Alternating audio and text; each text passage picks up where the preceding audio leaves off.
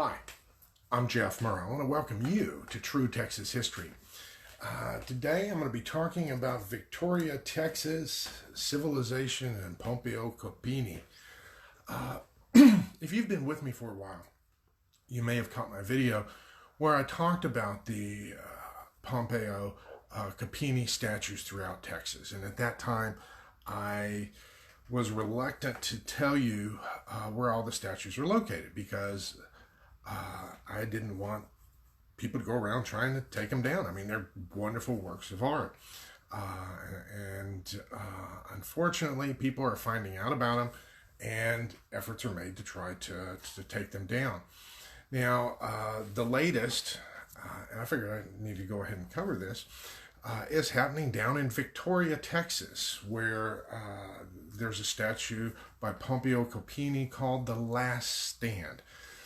Now, when negotiations were going on for the statue, Pompeo had already done several statues in Texas, and he wanted the artistic freedom to go ahead and do something unique. And in this case, he wanted something dedicated to the common soldier, not to the officers, not to the leaders, but to the everyday down the street man. And they gave him that latitude, and this was the statue he came up with.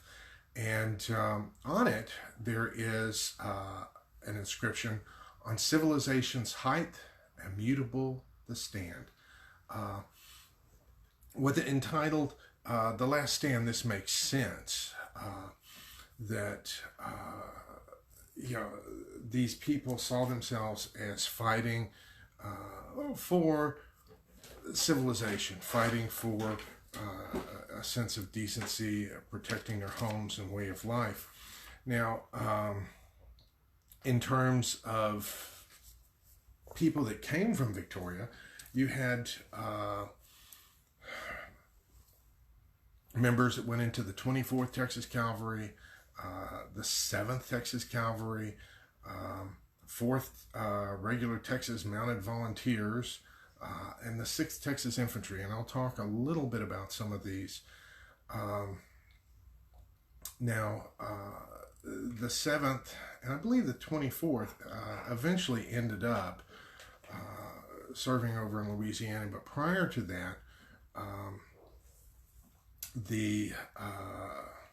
they had served some over in New Mexico, fought in the Battle of Valverde, and then they were brought back to Texas and eventually sent to serve under Tom Green. Now, Tom Green is a fascinating character in Texas history. He, I forget what college he was, he got his bachelor's, I believe, at the University of Tennessee. He was a graduate of Princeton. He manned one of the twin sisters at the Battle of San Jacinto. So a lot of times you see Texans portrayed as being ignorant hicks and so forth. We were being led by Ivy League educated soldiers. And in the case of Tom Green, the men considered it a great honor to serve under him. Here you have a figure that was tall in Texas history, and so there was this linkage between fighting for Texas independence and also fighting for states' rights, because there weren't many. The issue of slavery was not one there in Victoria. They felt like they needed to protect their say-so in terms of states' rights. And these people saw serving under Tom Green as an extension of that, literally. And, at that time, the mindset of a lot of the leaders in Texas was that the fight for Texas and preserving Texas would be fought in Louisiana. And so some of these cavalry units were actually stationed over in East Texas, where several of the roads into Louisiana merged, and that way they could take off on whichever road they were needed on. at a moment's notice. And they fought in several engagements. Now, the 4th Regular Texas Mounted Volunteers were also from Victoria. They were also known as the Texas Lancers. Now, on my Facebook page, I have a piece of artwork with the Texas Lancers. You may want to go ahead and take a look at that. If you're from Victoria, that's something to be proud of. Now, the 6th Texas Infantry, they ended up serving up in Arkansas. I believe the regimental flag was made by someone in Victoria, carried up there. They ended up getting surrendered and then turned back over, and they served. They were reconstituted with some other regiments into Granbury's Brigade. Now, the 6th went on to establish quite a reputation. In fact, they were known as the Bloody 6th because there was so much there, so much fighting and so intense. And I've talked some about Granbury's Brigade before. Now, this was their regimental flag. As you see, the Hardee pattern with the silver moon. Now, in this case, they had a red star with TEXAS embroidered around it. The flag was hidden under the shirt of one of the men on the day of surrender, carried back to Texas, and eventually turned over to the state in 1885. Because many of the soldiers went through a lot of ridicule when they returned back, because the Union forces, they would take their flags, cut the buttons off their uniforms, things such as that. But the men that served from Victoria, Texas, they definitely had a stellar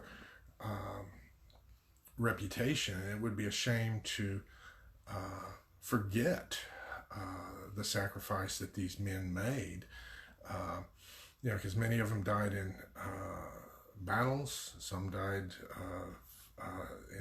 of diseases and in prison camps, because a lot of these men, when they went to Arkansas and places like that, they weren't used to that environment, and they succumbed to illnesses.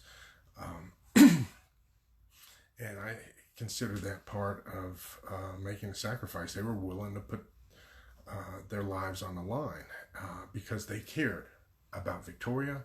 They cared about the community they were from. And apparently now there are some people in Victoria that don't care about them and the sacrifice that they made. They don't care about those people taking stands to preserve, as it says, on civilization's height, immutable the stand. How you need to take a stand. Let's hope that Victoria does take a stand in preserving things rather than removing